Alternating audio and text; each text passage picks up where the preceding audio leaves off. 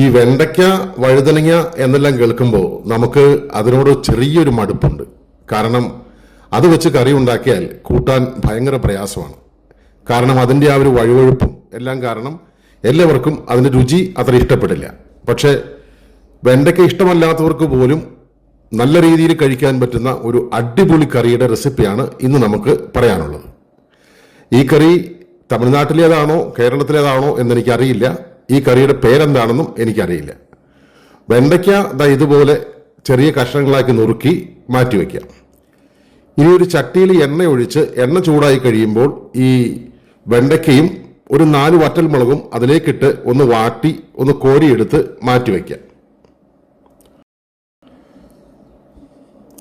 ഇനി അതേ എണ്ണയിലേക്ക് കുറച്ച് കടുകും ഉലുവയും പൊട്ടിച്ചെടുത്ത് കുറച്ച് കൂടുതൽ ചെറിയ ഉള്ളി നന്നായിട്ടൊന്ന് വാട്ടിയെടുക്കാം. ഉള്ളി നന്നായിട്ട് വാടി വന്നു കഴിയുമ്പോൾ അതിലേക്ക് വെളുത്തുള്ളി, പച്ചമുളക്, കറിവേപ്പില ഇത്രയും കൂടി ഇട്ട് ഒന്നുകൂടെ വാട്ടിയെടുക്കാം. ഇനി അതിലേക്ക് ചേർത്ത് കൊടുക്കുന്നത് മുളക് പൊടി, കാശ്മീരി മുളക് പൊടി, ഒരു നല്ല ചുവപ്പ് നിറമെല്ലാം കിട്ടും. പിന്നെ മഞ്ഞൾപ്പൊടി, കുറച്ച് കായത്തിൻ്റെ പൊടി,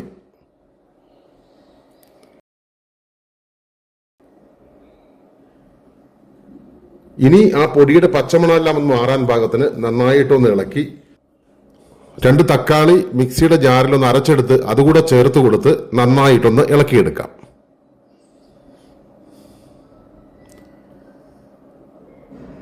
നന്നായി വാടി വന്നു കഴിയുമ്പോൾ അതിലേക്ക് വാളംപുളി പിഴിഞ്ഞ വെള്ളം അതിലേക്ക് ഒഴിച്ചു കൊടുത്ത് കുറച്ച് വെള്ളം കൂടി ചേർത്ത് കുറച്ച് കല്ലുപ്പും വാരിയിട്ട് ഒന്ന് അടച്ചു വെച്ച് ഒന്ന് തിളപ്പിക്കുവാനായിട്ട് വെക്കാം.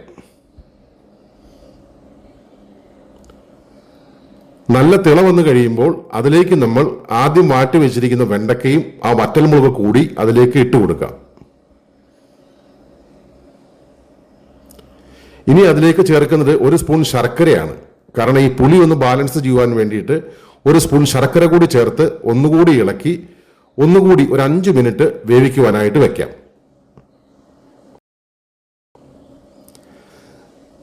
ഇപ്പൊ നമ്മുടെ കറി റെഡി ആയിട്ടുണ്ട്. ഇത് ചോറിലേക്ക് ഒഴിച്ച് നമ്മളൊന്ന് കഴിച്ചു നോക്കിയാൽ ഇത് വെണ്ടയ്ക്ക കൊണ്ടുണ്ടാക്കിയ കറിയാണെന്ന് ആരും പറയില്ല. കാണാൻ നല്ല ചൊകചൊകാന്നിരിക്കുന്നു. കറിയാണെങ്കിലോ അടിപൊളി ടേസ്റ്റ്.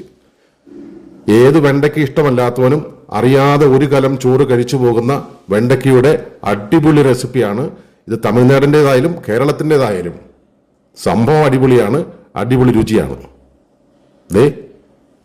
സംഭവം അടിപൊളിയാട്ടോ.